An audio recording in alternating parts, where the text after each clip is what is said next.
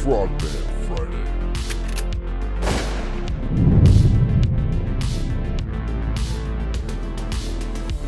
Yeah, boy.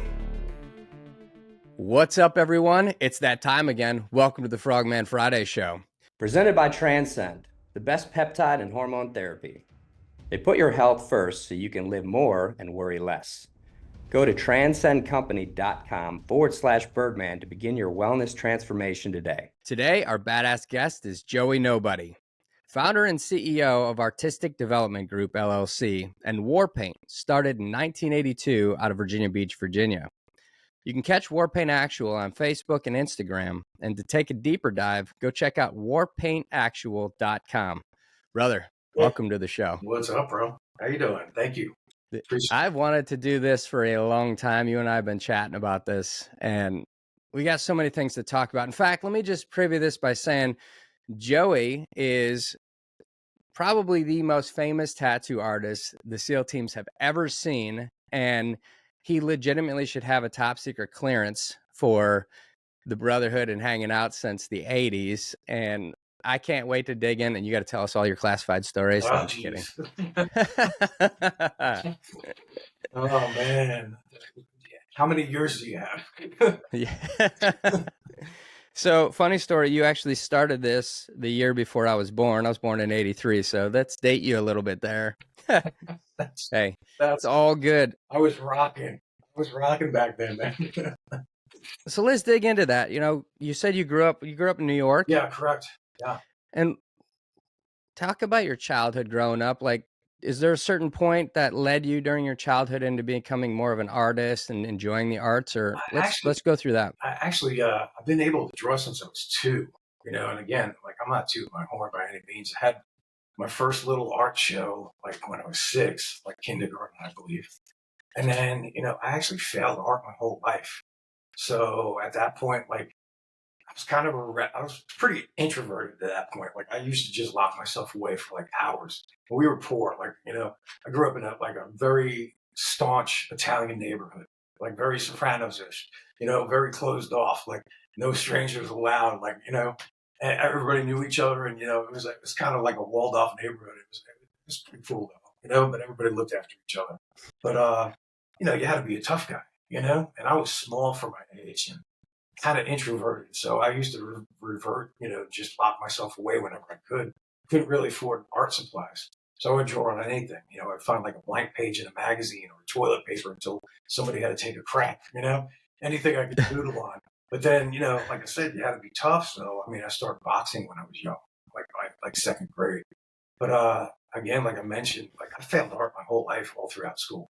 I could actually draw better than the teacher, but that was my rebellious side. Like, I never wanted to do what anybody told me to do, It was like, how could you tell me how to express myself, Yeah. Like, Yeah. They would put an apple in front of you, with a flashlight on it, like, oh, here's your light source. I'm like, well, why the fuck can't it be over here and here, here, and here, And they're like, oh, you can't do that. I'm like, why not, So that's art, man. Yeah, man, exactly. So whatever. It's interesting that you actually, it's interesting that you found this passion and you knew, like, hey, I want to find anything I can to doodle on or draw on at such a young age. And I always respected people like you because I never had that. Like, I don't think I was ever good at anything, and I never found a passion that I was super deep into until maybe end of high school. Right.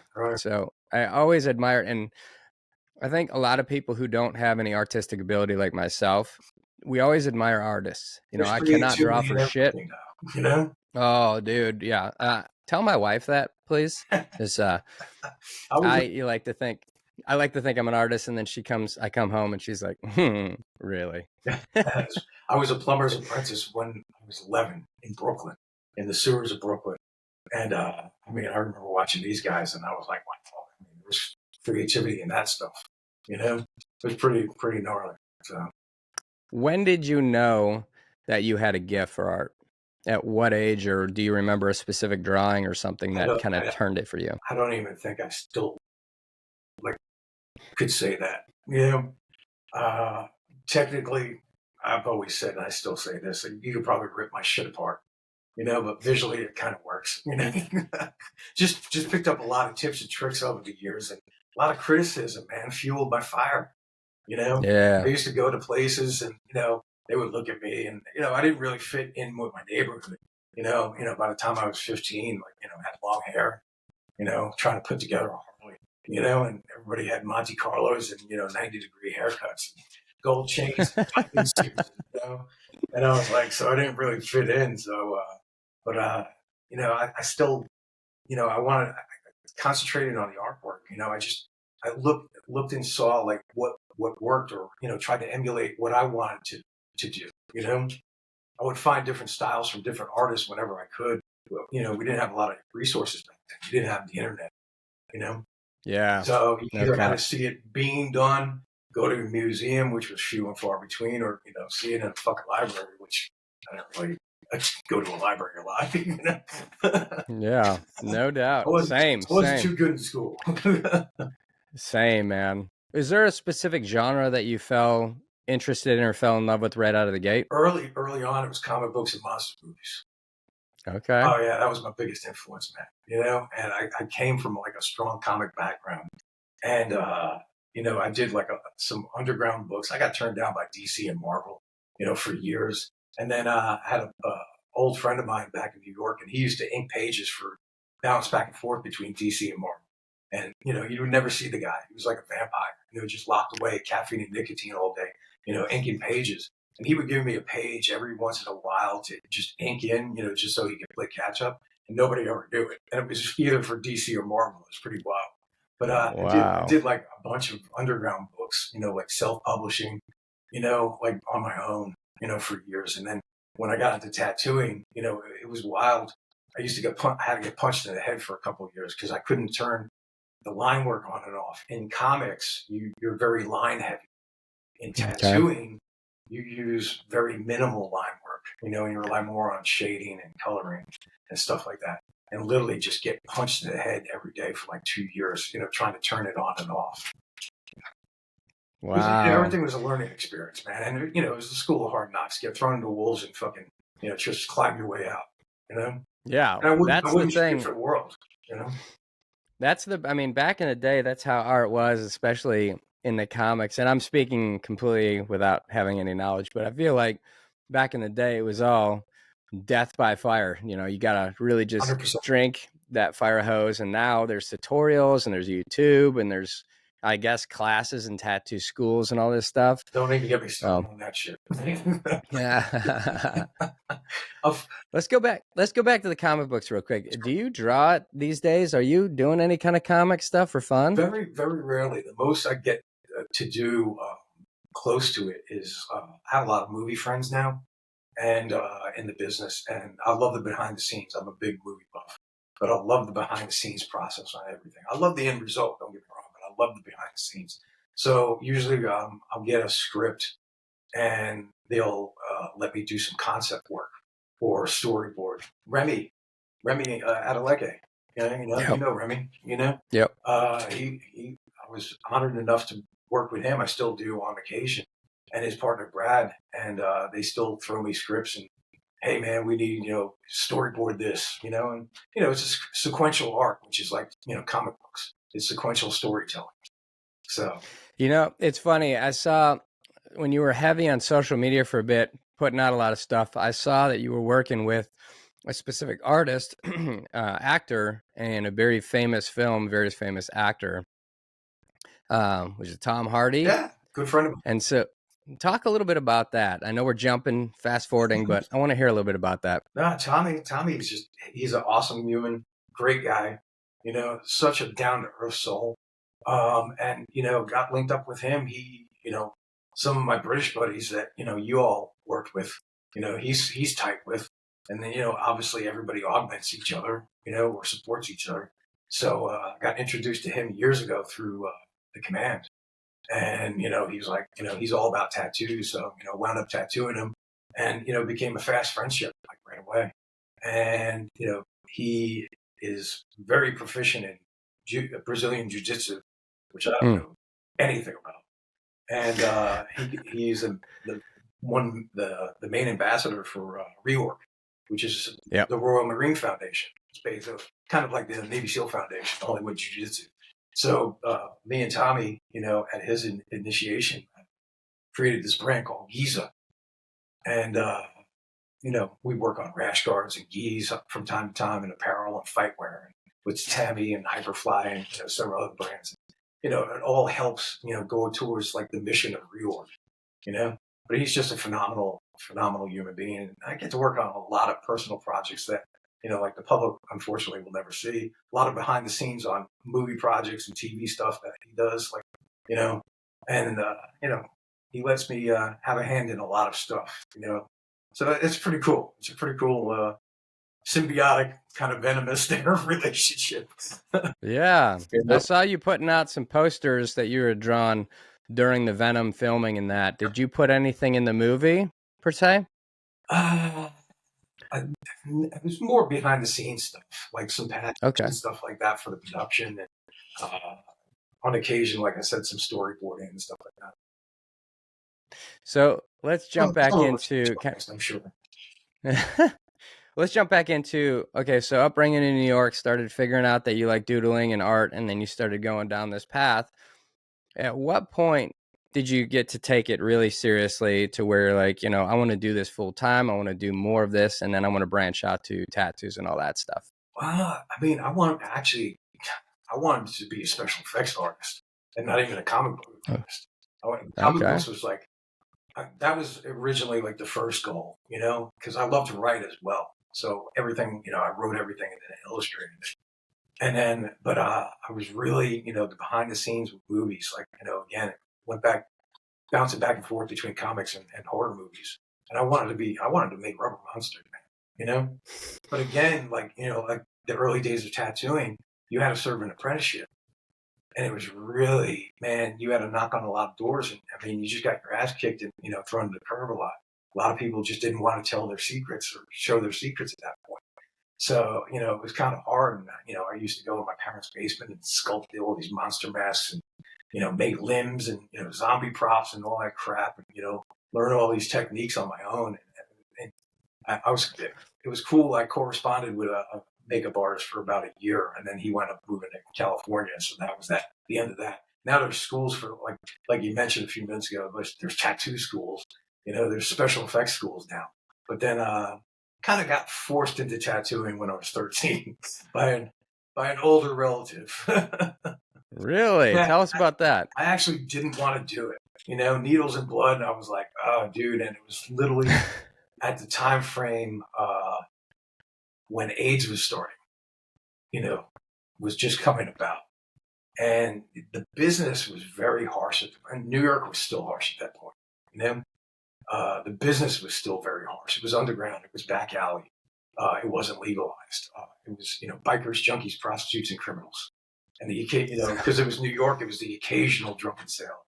So, literally, I was like, holy crap. And my mom was a radiologist. I had an uncle who was one of the first doctors he co-founded Doctors Without Borders. And back in the day. And I used to steal their infectious disease books at 13 and read them from cover to cover and scare the crap out of myself, And a lot of older guys, not that, I'm trying to demoralize it or whatever you want to call it, weren't wearing gloves, which was disgusting, Really? Oh my God. I mean, we only had like 5 colors at that point, everything was homemade.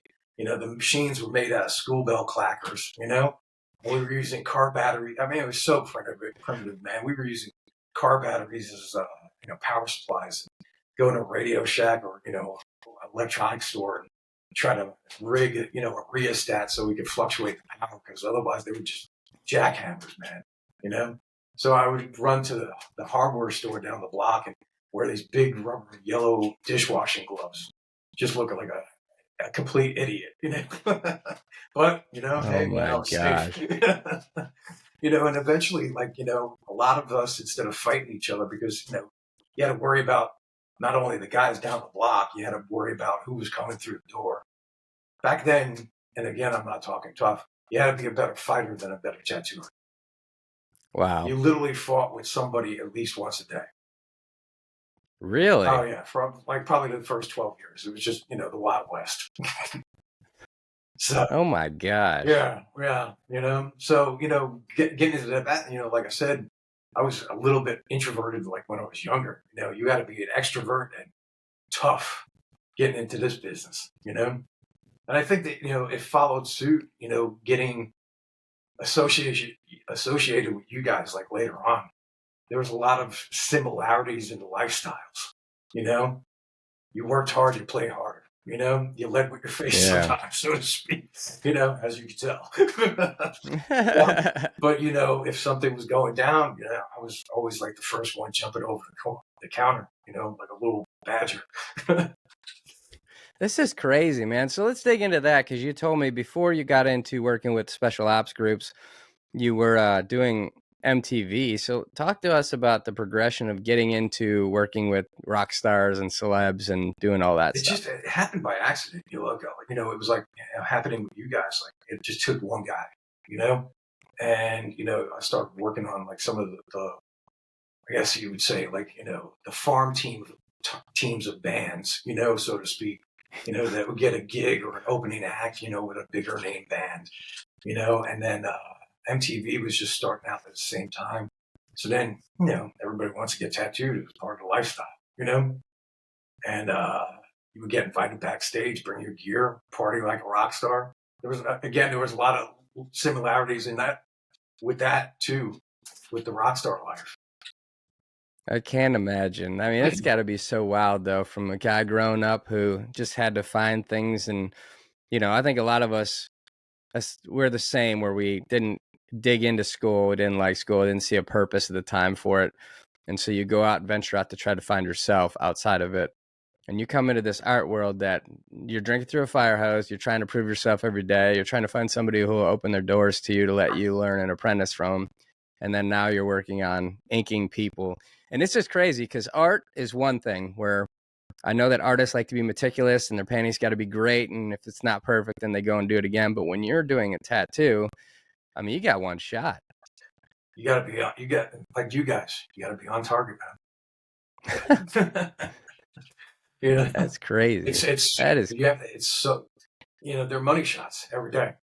You know, if you're not on point, fuck, man. You know, that individuality work. So I mean, that's gonna, you know, go beyond the grave, beyond me and you, man. Yeah. So when did you switch over from tattooing artist to meeting the SEAL teams and finding the special ops community? I had met one guy back in New York, an older dude, you know, and I believe he was like a red cell guy, you know, and you know, just big burly dude, you know, you know, kind of scary, you know, and he just happened in and didn't really think anything of it because I was still in that Motley Crue mentality, you know.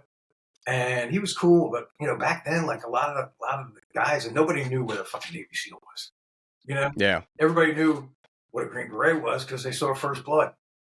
Oh yeah, you know, even the Charlie Sheen movie came out. Everybody was like, "Yeah, cool, man. You know, just another action flick." You know, everybody was like, John Rambo," you know. So it was wild, and you know, didn't think anything of it. And then you know, I started traveling around, and you know, next thing you know, you start bumping into the same people. You know, and then he introduces you to other friends, and then started coming down to Virginia, you know, and bouncing back and forth, and you know, became like a frequent trip. And you know, my old mentor, you know, he was down here, and I was drawing. He had a side company called Tattoo Art, which basically created all the tattoo design sheets, flash sheets that you see in all the tattoo shops. So I was one of several artists for years. That was like a little side gig, drawing those sheets of designs. And that stuff went all around the world, from like, you know, Siberia to Tijuana. So, you know, people like literally learned off of that stuff. They still do, you know, make a living off of it, you know, and it changed the face of the business. But then, you know, once I moved down to Virginia and made this, Virginia Beach, it, with you guys, it just full blossom. It was full bore, full steam ahead at that point, you know, and that was before the GWAT kicked off. So mid 90s, early 90s, mid 90s, you know. That's legit. I remember when we were graduating SEAL training, I was talking to my dad, and he's like, are you going to get a tattoo? I was like, yeah, of course, because everybody's getting a tattoo. We're sailors in the military, and we just graduated SEAL training. Like, we got to go get one. And he's like, all right, well, fine. You graduated SEAL training, so you get one tattoo. He just didn't specify the size of it. So I'm like, if I could just make them all touch, and it's one giant canvas across my body, which I'm still working towards. Someday it'll be like the Yakuza. Yeah. Well, that was the thing back then. Like I mentioned, a lot of the older guys, that I was introduced to working on it early on, they literally would have one tattoo here, one tattoo here. And then they would buy me, Jack Daniels, take me to a, titty bar, Mm-hmm. Yeah. I was a happy little, camper at that point, man. I was like, cool. But in the civilian world, I was traveling around doing guest spots. I was kind of living two different lives there before it really went full bore. And in the civilian world, we were knee deep in our renaissance at that point. A lot of guys like me who could draw, we could paint, we could sculpt. We had an artistic skill set. We were bringing that into tattooing. And I call that was our renaissance period. That was probably like the early 90s. And we were changing the face of the business at that point. All the styles that you see nowadays, we were creating at that point. We just didn't have fucking names for it, Now you got some latte sipper, from where, oh yeah, I created that style. It's like, no, man, I was doing that shit back in 1989, man. We just didn't have a fucking name for it, Dude, that's awesome. But anyway, we were doing sleeves and back pieces, and I remember there was a poignant moment. I come back from Denver and doing a convention or a show out there, and I'd done this guy's like half his torso and his full sleeve, and the whole thing told a story. It was all connected, told a story, and I came back and old damn that guys. I was like, hey guys, you could do this. And they're like, what do you mean? And at that point, they had different squadrons. Were already established. And I was like, you guys have your own identities. Hey, we can do pirates, killing bad guys. We could do crusaders killing bad. Incorporate that into what became Warpaint. So yeah, and literally, I'm not going to lay claim, but I'll lay claim. I think I kind of helped give you guys your look. No doubt, man. Because I look at that point, Yeah, I look at some of the pictures from the recruiting pictures, videos, posters that we had back when I was trying to go in, and it was all like Vietnam era / up to the 80s, maybe 90s, where guys had no ink whatsoever. Right. And maybe they just chose those guys specifically to be on brand for their target audience. However, that shifted immediately because when I joined SEAL training, these guys started having ink. And this was before they started putting any word out about like you can only have tattoos to a certain place in your sleeve that never ended up sticking. I think they've gone past that and gotten away with it to go back to being able to ink yourself up. But sure, when I got in, a lot of guys had ink, full sleeves, and it became this thing where it's like when you get into the teams, there's a small amount of guys who don't have ink, but the majority of the guys have proper ink, which is, from the neck down to the sleeve, torsos, legs, the works. And dude, that's cool. So I want to jump back in real quick because you told me something off camera before about the fact that in Virginia and New York, it wasn't legal. So talk to us about this. Why wasn't ink legal, and what did you do to help move that forward? So basically, like I said earlier, we were the tattoo industry, or I hate calling it a business, it's a craft, was creating pandemics before there were pandemics. It was very, like I mentioned, it was very back alley. It was very underground. It was out. Yeah. It wasn't sanitary. There wasn't a lot of guys that were sanitary about it. And, it was unfortunate. And, so rightfully so, when I guess the municipalities or, the powers that be started delving into it because we were evolving, they were like, oh my God, we have to legalize it. So, literally we started, like I mentioned, I would read, infectious disease books and just, scare the crap out of myself. And a lot of us, instead of fighting each other, because there was a lot of egos and attitudes and competition, we banded together. And, back then in the early 90s, we formed the New York Tattoo Society. And we would hold our meetings during the daytime at CBGB's, the old punk and rock club. Yeah, it was wild, man, And, we're walking amongst the vomit from the night before, and, trying to conduct business, in an astute manner, and we would fight, the municipalities, being, it's unconstitutional. You can't ban a business. That's how we basically jump-started, getting it legalized. This is a craft. We're not murdering people. We're not dealing drugs. It's an art form, and they needed to recognize that. They needed to open up their eyes and recognize that. And eventually, again, the argument was it was unconstitutional. You cannot ban a business, unless it was an illegal activity. So, and then interesting. Down here, I didn't even realize, like, when I was bouncing down here, bouncing back and forth, it wasn't legalized. So you had to be in specific, areas, because they didn't want to see us. Really? A lot of old power, a lot of old money, and they didn't want to see us. So they had to stay over here, or just had to stay hidden in like light industrial areas or commercial areas, off the beaten path. And then, once again, like, we started evolving, we were getting storefronts, and then we got it legalized, and, it's been legal ever since. And now I'm pretty certain, like, the whole country's legalized. I think Carolina, Oklahoma, and maybe like Massachusetts were like the most recent ones, but that was over several years ago. So you started doing this in New York, got it legalized there, and then the same thing, you had to start the process all over again in Virginia? Yeah. I was down here for like several years. And then 2001, my old mentor, he fought the city. And then I did the first legal tattoo.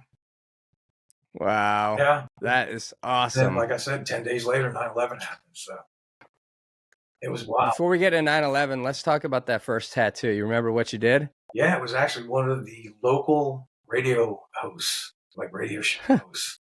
And he was a big fisherman. So he got the dreaded wife's name, with a fishing hook through it, like in Coca-Cola lettering, kind of sort of just simple, Yeah. But that was it.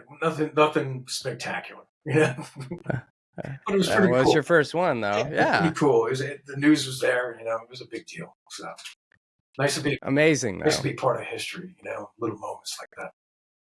Well, going from being backdoors and doing all this non-hygienic stuff and trying to figure out where you fit in this world with this place and this art, and then going to now you not only are doing your first legal tattoo, but you're doing it with a host of a show which brings media and news, something that would have been talking about in a bad manner. Now they're actually promoting it. What a change. That's awesome, man. The evolution is phenomenal, Not only seeing you guys, being allowed to see you guys, but, my own business, craft. Well, I know that when in majority of the areas in the body that I've gotten inked, I've been able to carry a conversation. There's some potent areas where I'm like, we're just not going to talk right now, and I'm going to have to dig deep to get through this. But okay, so you're inking people, and then 9/11 happens. What's that like for you?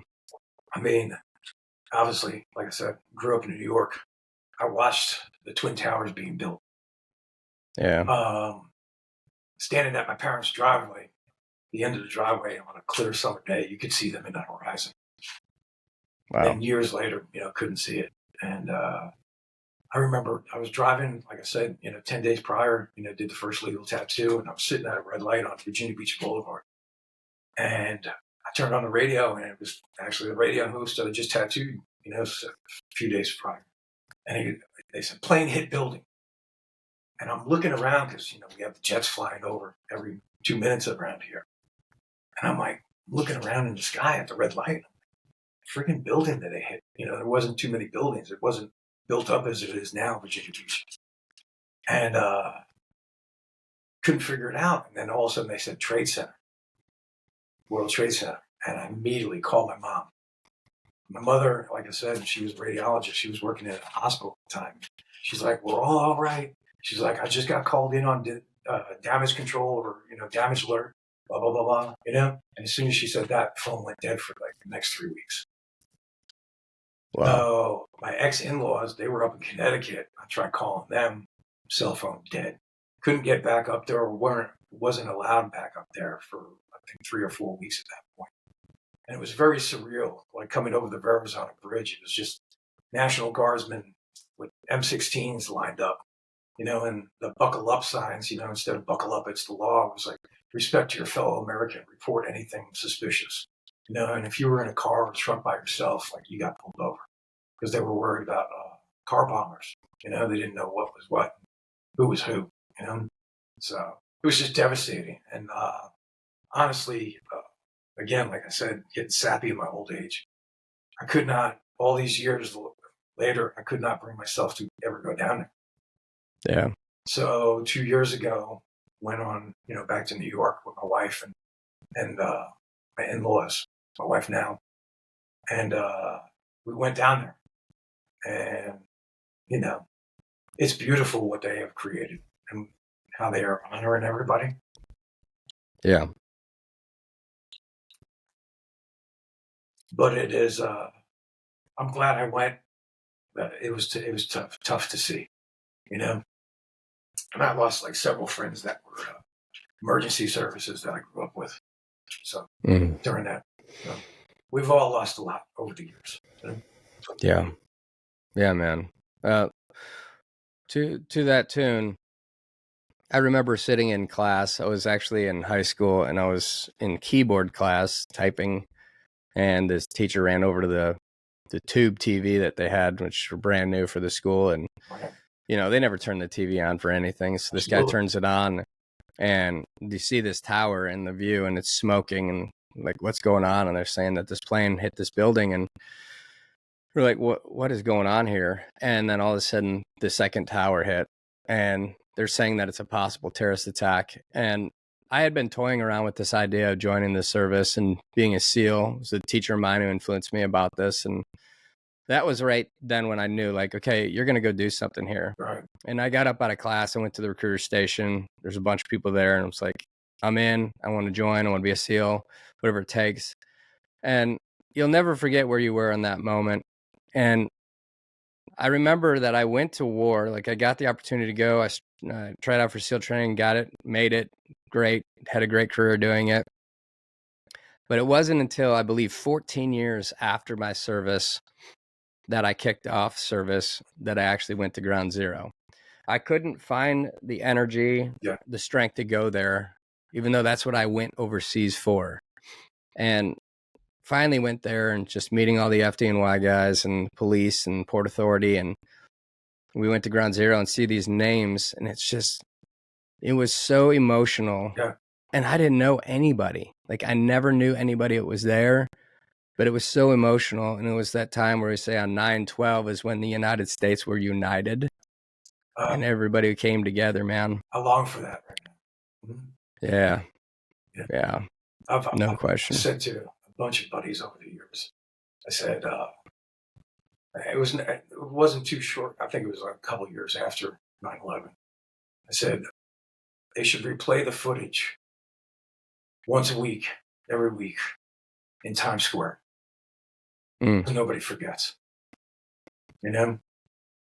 Yeah. And I hate to say it. I don't know if that, you know, everybody would unite as much as they would back then, these days.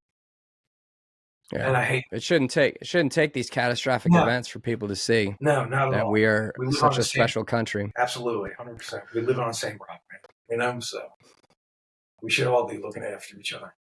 You know? Yeah. So yeah, that was a tough time. That was a very tough time. Did you start doing tattoos of remembrance for a lot of guys? There was a lot.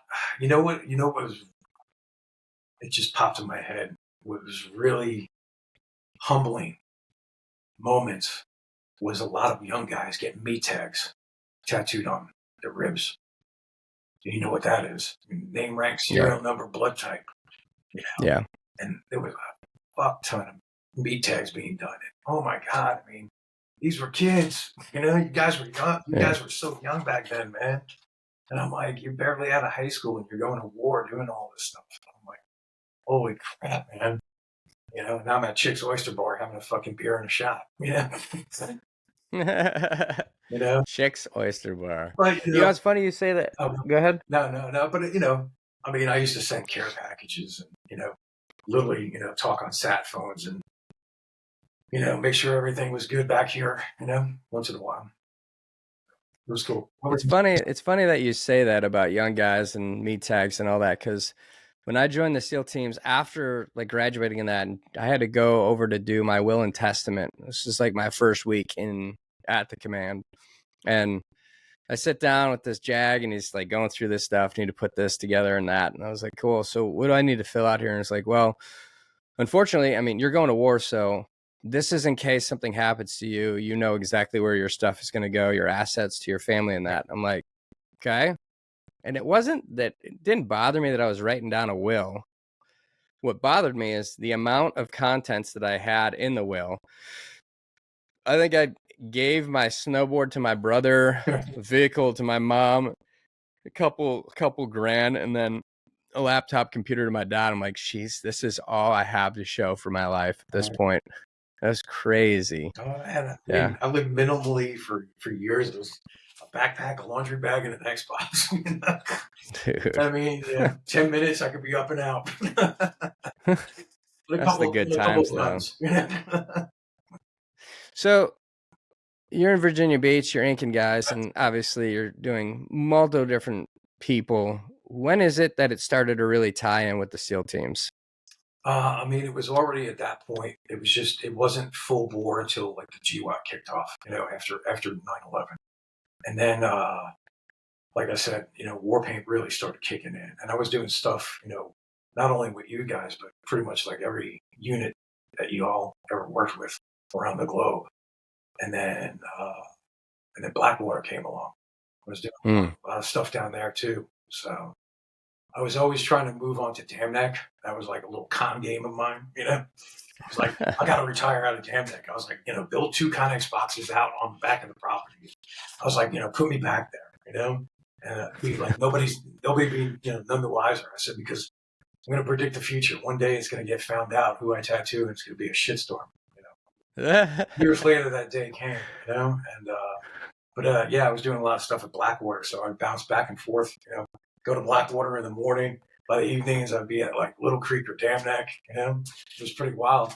And I only used to bounce out to the left coast, the west coast, like once in a blue moon. You know. Yeah. So. Yeah.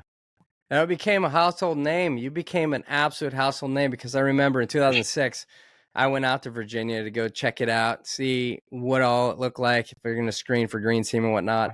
And one of my buddies that I was hanging out with, he's like, we got to go get some ink. And I'm like, yeah, okay. And I had already started stuff, but I'm like, let's go. And he's like, yeah, we got to go. And we ended up coming to you. Yeah. And so it's just one of those things, like, you're in town, we're going to get ink, we're going to Joey, 100%. We're going to knock this out. It was awesome. And that right there, the X marks the spot that I got from you, yep. Which we're going to do some more work on, because I have this space that needs to be covered for years now. Absolutely, brother. Can't wait. Oh, this is awesome, man. So during tattooing, I mean, in order for an artist to be successful, you're consistently drawing, you're trying new things, being innovative. I see a lot of artists today, they do the skulls where they draw a lot of skulls, they paint on skulls. There's a lot of different things that they do, I guess, to venture out, to try new styles. So were you still drawing at this point, and were you still doing painting, or was it primarily tattooing? It was primarily tattooing, you know, so okay. I've been hitting the mouth a lot. But I was still drawing and painting. The majority of stuff, artwork-wise, that was being done was for you guys. So I was helping, you know, draw platoon patches or squadron symbols. I even got to do that. I helped design silver squadrons years ago, which was. Did you? Yeah, man, dude. That's 18 awesome. different variations, you know, before it was approved. You know. And wow. Yeah, it was that. I mean, that's military history, you know? Yeah. That's pretty. I remember my oldest son was asking me when I was literally pulling what little hair I have out, you know, over the 18 different variations. And he's like, you know, Dad, nobody really knows you. At that point, I was knee deep with you all. And I guess my ex-wife, his mom, was showing him a bunch of magazines and some MTV footage. And I was like, well, buddy, I was like, the right people know me now, Yeah. I said, you see this? I said, I think it was literally like the day before the emblem got approved. I said, you see this? I said, you're going to open up a military history book one day and see this and be like, oh shit, that's when my dad was killing himself at 4 a.m., So it's pretty cool. And then redesigned blacks like several years ago. And at Little Creek, literally helped, design like every troop emblem as well over the years, and platoon patches, and even the humorous ones, the unofficial ones, Yeah. So it was cool. I just did new one last year for all the new guys at Team 10. So it was pretty cool. It was like I said earlier, a whole new generation now. Yeah, that's cool. I mean, the fact that you get to do the logos for not just like platoons, one thing which are special, but then some of them rotate out, some of them stay true. Sure. But squadrons, I mean, that stuff stands the test of time. Yeah. So that's a big deal, man. Like I said, you guys literally giving me the greatest seat all these years. Fuck MTV, I'm good.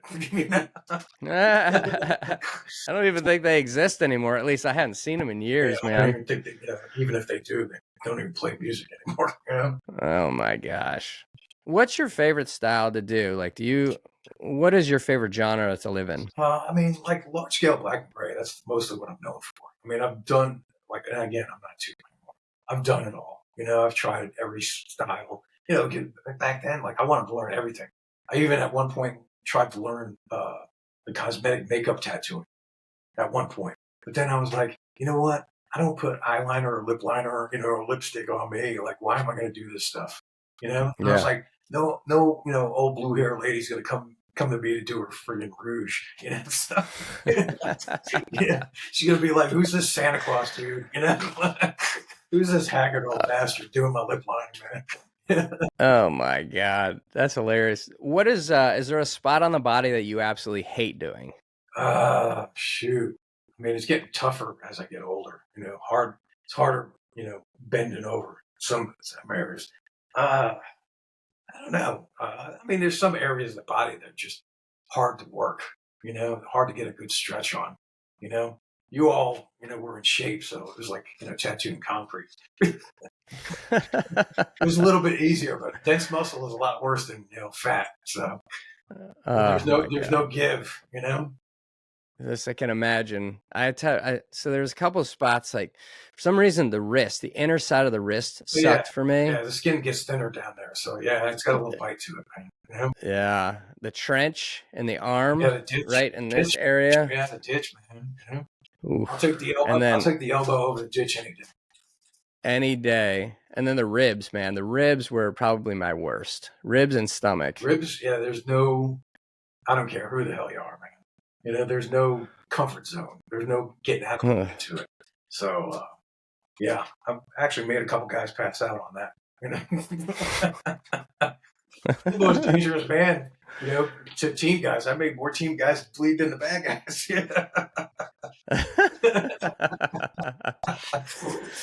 Do you have ink yourself? Oh yeah. I mean, you got it covered. Yeah. I mean, upper body. I got two small ones on my ankles, but never had game plan for my lower legs. Man, I haven't been tattooed in like 30 years, man. Just been so busy tattooing everybody. I don't even crave. That's how it usually goes, right? I don't even crave it anymore. Really? It's pretty wild. Like my arm's been unfinished for like 29 years. My back's been unfinished for God knows how long. So one of these days, oh my God. I'd like to get something on my hand, So would you do it yourself? Have you done an ink or any ink? Inside left arm. I've done predominantly myself. One-handed, upside down, backwards in a mirror. Don't recommend it. I'd rather give myself stitches than try to make something look nice.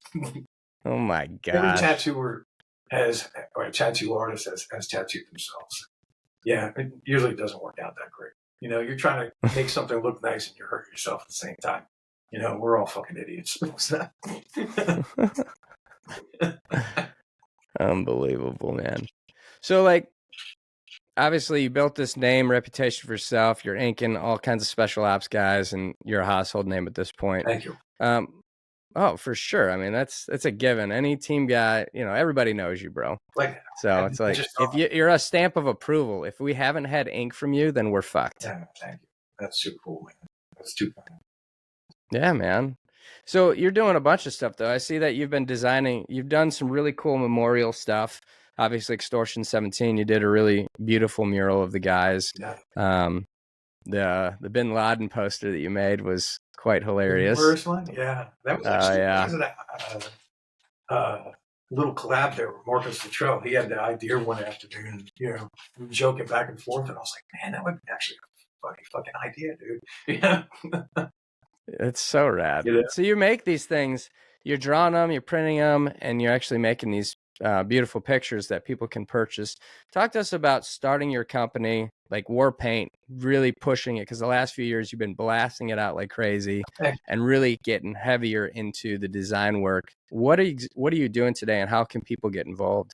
I mean, like, the majority of that stuff too, like, I don't take any profit from it. I usually donate it to either Navy SEAL Foundation or, some other charity that's doing something for Gold Star, wife or child, So, I mean, that's basically it, If you want to go to the website, that's great. The majority of stuff is usually giving back to somewhere or somebody, Yeah. I didn't get into it, to pay the mortgage, because it's not going to do that. We're here to pay it forward. So the majority, again, the purchase, the production, especially nowadays, like, production costs so much. So, if I make $1, cool, it's going somewhere else, to do good with. So that's it. Yeah. But it's nice to also memorialize, all these, guys were our friends, Yeah. Like I said earlier, we lost so much over the years.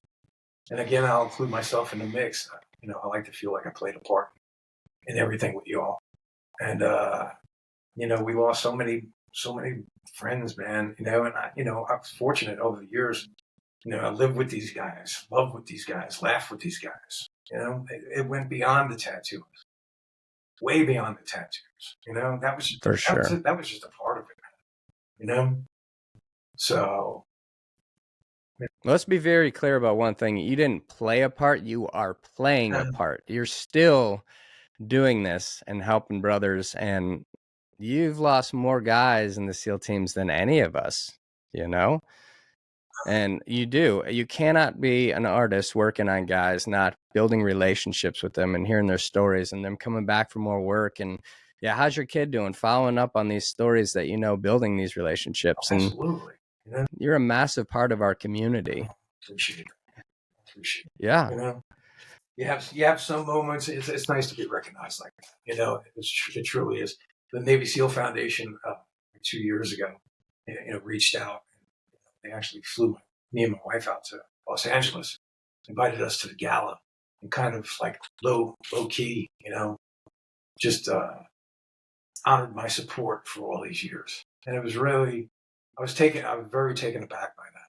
So it was very, very cool. I'm glad they did that. Yeah, no, it was just phenomenal, man. That was a big highlight. So, I mean, just talking to you, I mean, that's a highlight, dude. Like, I'm not looking for anything, It's just, you're family, man, It's good to catch up. You're a great human, dude. Good to catch up with everybody, and, that became my family. Like, a lot of relatives, aside from my parents and my sister, a lot of relatives, when I moved, I haven't talked to in years. So, it was kind of a weird dynamic. It's like, oh, you moved, you're out of the picture. So the SEAL teams, literally, you all became my family. And oh, for sure, a bunch of outcasts. Oh yeah, fucking misfits. Team guy, tattoo guy. Starts with a T, ends with guy. Same fucking shit. Yeah.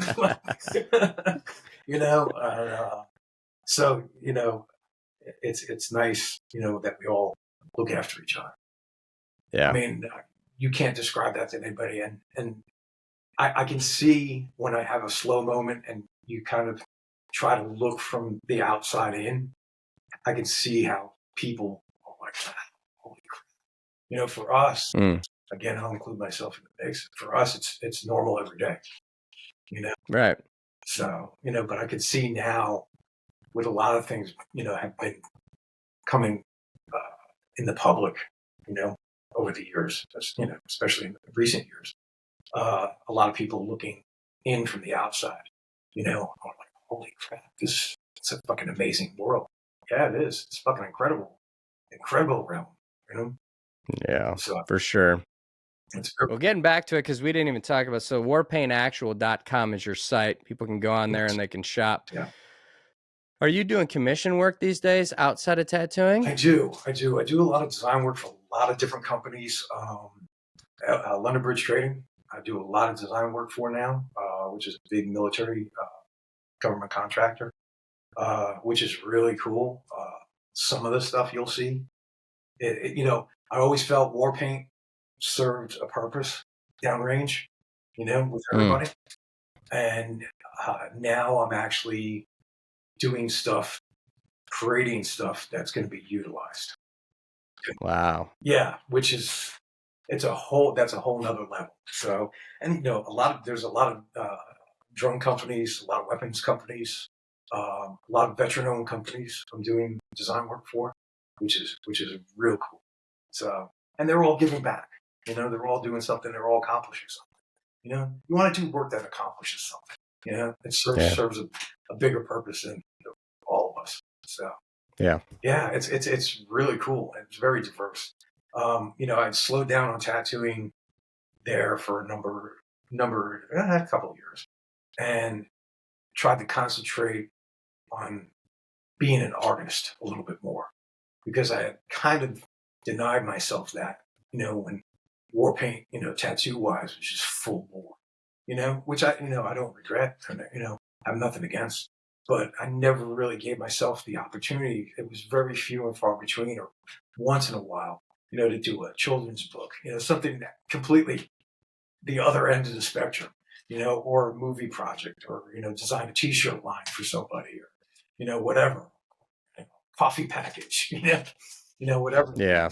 And a lot of people kind of got irritated by that. They were like, well, what the fuck? You can't tattoo me? I'm like, hey man, I've been around for 40 years, dude. Let me go do this for myself. And, I'm glad I actually made a little bit of a transition. It was right before COVID. And then when COVID happened, obviously you couldn't tattoo. We were all locked inside. So I'm glad I made that transition at that point, because I was literally just sitting on the couch watching bad movies with my dog, and sending out invoices every day, and helping create companies, and create brands and stuff like that. It's actually really, really a cool experience. I'm glad I made that transition. Wow. Now I'm balancing everything. So, Pete and Emily, who own Cleveland Street Tattoo, which used to be Ancient Art, which was my old mentor shop, they allow me to park my ass there a couple of days a week. And then, half the week I work from home and, do all this other stuff. So, So where are you drawing right now? Where are you tattooing at? Cleveland Street Tattoo, Virginia Beach. Okay. Owned by Pete. All right. Well, this is super important to know. God forbid we have another pandemic in the near future, which, go out there, get to Virginia. If you're in Virginia, you don't stop by to go get a tattoo from Joey. I'm telling you this right now. You are missing out on life, because you can carry a piece of art and history with you for life. Thank you. Yeah, man. I've wanted you to come on for a long time. I've always respected you. I think it's amazing. We have a very few amount of people that come from outside of our community that become family.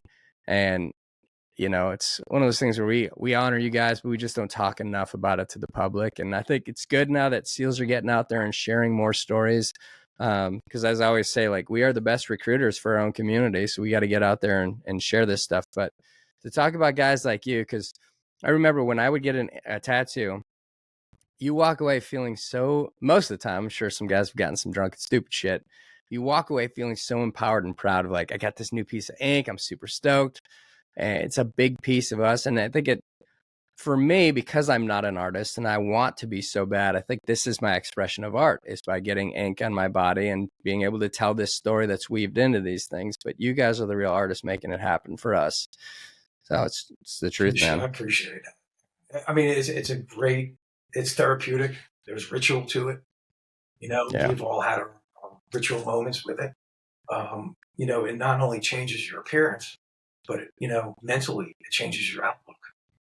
Yeah. Like you just said, you feel empowered. Like, I always, remember when I got tattooed, afterwards, like an idiot, I would sit for 9 or 12 hours, because I would never know when I could get tattooed again. So I would just kill myself and, self-destruction there. But, after the fact, I always felt like I kind of accomplished something, And it changes your perspective. You look at things differently. It's got to be cool. It's got to be cool when you do like big pieces to where they have to come back several times.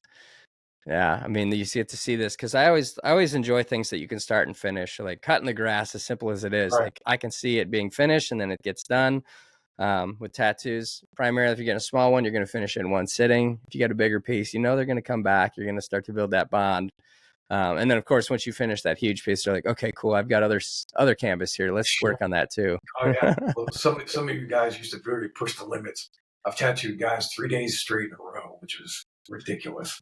I was like, you're a tough guy. You don't have anything to prove. By the second day, they're gimping in. And I'm like, really? After 5 hours, I don't want to fucking know you. Then I had, it became like this weird, crazy, insane ritual years ago, knee deep in the GWAT. Guys would literally fight each other to book a full day, to do a sleeve in one day, like the day before you're going out the door, down range.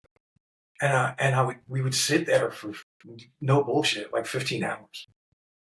Holy crap. And like I said, after 5 hours, like we're fucking hating each other, Last few hours, literally, like, I fucking hate you. No, I fucking hate you. That's, and then I'm like, wow, cool. We just sat here for 13 hours. You're going to be in a third world shithole in the next 48 with this big fucking wound. Awesome. Cool. I'm waiting for you to come back with like one less appendage, I'm surprised, knock on wood, like nothing ever happened with that, man.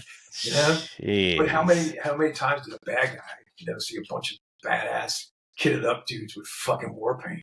That was the last. Oh, for sure. That was the last thing they saw, dude. I mean, I saw some fucking footage, man. Been privy to sit on the sidelines, watching some ISR shit. I remember Tom's got intercepted at one point, and the bad guys were calling you guys the painted devils. And dude, if that wasn't a fucking rager right there, man, holy shit! I was like, woo! I did that. Fucking hang, man. It was pretty. It's pretty phenomenal. Like moments like that, like I don't think again, being privileged, with the sideline seat, I don't think outsiders could really appreciate that. Yeah. Well, it's up to us to introduce them to that, right? To explain that and absolutely to help them figure that out. These stories should be told, in a proper text, context. So I mean, there's some great individuals, great stories, amazing fucking accomplishments. In order for everybody to fucking talk fucking shit nowadays, man. Yeah. So yeah. Again, speaking of stories, when's yours coming out? We'll discuss that. I'm warming up. Yeah, I've warmed up to it. I got diagnosed with cancer 9 years ago. I'm good right now. I remember coming back from the hospital, my wife, coming over to the Lesnar Bridge, Shore Drive, Virginia Beach, coming back home. And I was like, oh my God. And I was like, my family, my kids don't even know about a tenth of my life. Yeah. Again, like I mentioned earlier, I literally led 2 separate lives, with the civilian world and your world, because we didn't talk out of school, so to speak. We didn't talk outside the command, outside the shop. What was discussed in the shop or talked about in the shop stayed in the shop, Yeah. So a lot of people, including coworkers I worked closely with on a day in, day out before I went out of the public there for a hot second, they saw all these, buff guys, badasses, but they didn't know what they did. So everything was literally kept under wraps. And then once, stuff started coming out a little bit more publicly, some big PR missions and stuff like that, everybody started picking up on it a little bit more. Yeah. Like, hey, are these your guys? And I'm like, yeah. It was pretty wild. Yeah, so, I mean, to be discussed, a little bit more, Well, I mean, I get that this is teasing people. Yeah. Let's say this. Is there a possible book in the future on your life story? I would at this point say yes. Hell yeah. I would say yes. Hell at this yeah. point. I think it would be interesting. Guarantee it. It's a different perspective. Yeah. And again, not to my horn. I'm just a nobody who did a couple of things, So you've got, I mean, this thing's going to be a global bestseller. Yeah. And yes, you can also burn people to the ground that need to be burned to the ground. Hey man, I'm a good dude, man. I know you are, brother. It's all that's why I joke about you needing this clearance, because you've been privy to so much, and you've probably met more SEALs than any other Navy SEAL, right? And so pretty much. I mean, I've tattooed, going back from like Nam guys. Not that I'm that old, but literally Nam era and old UDT guys. I think my earliest class I've tattooed was 82 or something like that. That's legit. Yeah. Now we're in the high 300s. Yeah. It's crazy. It's fucking insane. And then, again, like all the foreign units too. I just had a Latvian sniper hit me up the other day. Seriously? Yeah, dude. And I completely forgot about those guys. My wife's from Latvia. Yeah, that's crazy. Shoot. Yeah. I didn't even know that they had snipers there. Like I said, I completely tattooed him last year. He was here for retirement. And I was like, holy shit, I completely forgot about you guys. That's insane. Yeah, pretty much like I said, every foreign unit I've dealt with, the ones nobody hears about, and then all the three letters I've dealt with over the years, and pretty fortunate. Even down to local law enforcement. Yeah, man. Fire departments, and even citizen soldiers, man. There's a lot of patriotic motherfuckers out there. Pardon my French. Yeah. I like to think everybody plays a part, and we all should support each other. Amen, brother. What you got any big projects on the docket coming up? No, like right now, I've been home for a couple of weeks. Back and hips, getting old, man, old and broken. So working on a couple of things, a couple of drone companies, some cool projects, and then LBT, keeps me busy. Designing stuff, a lot for the command, Okay. And they'll get me associated with other companies.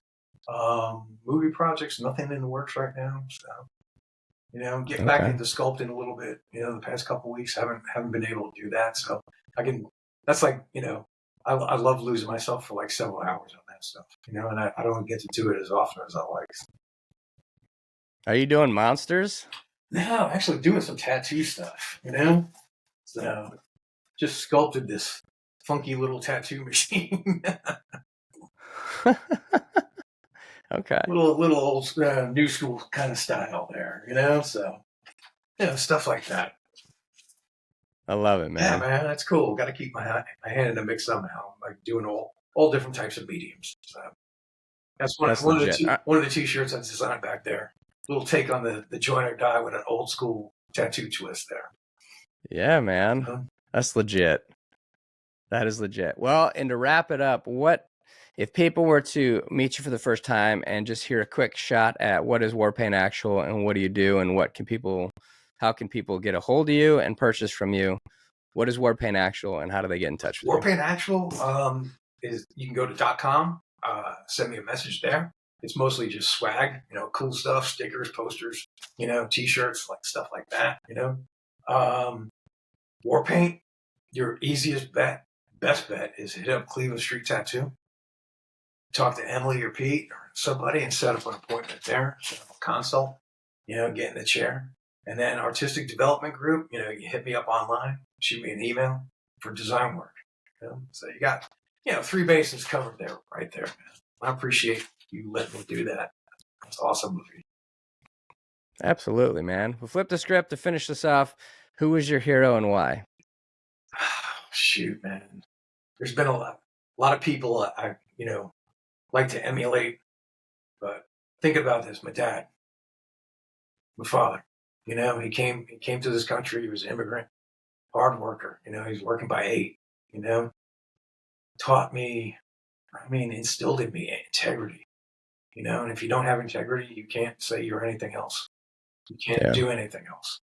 And just to be a good human and work hard, and hopefully, you reap the rewards from it one day, And it doesn't have to be extravagant. I'm doing it. I've been doing it for all these years, I've been just sitting in a room, hunched over, doing my gig, and like it played a part. So your dad. What's your dad's name? It paid off. Say it again. Sorry. What was your dad's name? His name is Joe too. Joe. Yeah. Check. Strong name. All right. Yeah, man. For sure. Absolutely. So. Right on, brother. Can't. Well, there you have it, folks. You got Joey Nobody, the man, the myth, the legend, still legending and drawing and inking. And if you don't go get a tattoo from it, that's on you. But you can go to his site. You've got warpaintactual.com. Go check it out. You can reach out to him on Facebook and Instagram. And again, the shop is Cleveland Street Tattoo, Virginia Beach, Virginia. Cleveland Street Tattoo, Virginia Beach. Go reach out to the girls that are there. Get in Joey's chair, book an appointment, go get some ink. I'm doing it this year as well. And fuck yeah. Brother, I'm just grateful for everything that you've provided for all of us. You've given us the place where we can be our own selves and express ourselves. And you've been an ear for us to talk to for all these years, feeling like we could actually communicate with somebody where you just completely understand and with no judgment. So we are beyond grateful for you, brother. Vice versa, man. I can't emphasize that enough. I love you, man. I love you. I love you too, brother. I just can't wait to hug you in person. Yeah, man. Hell yeah. Frogman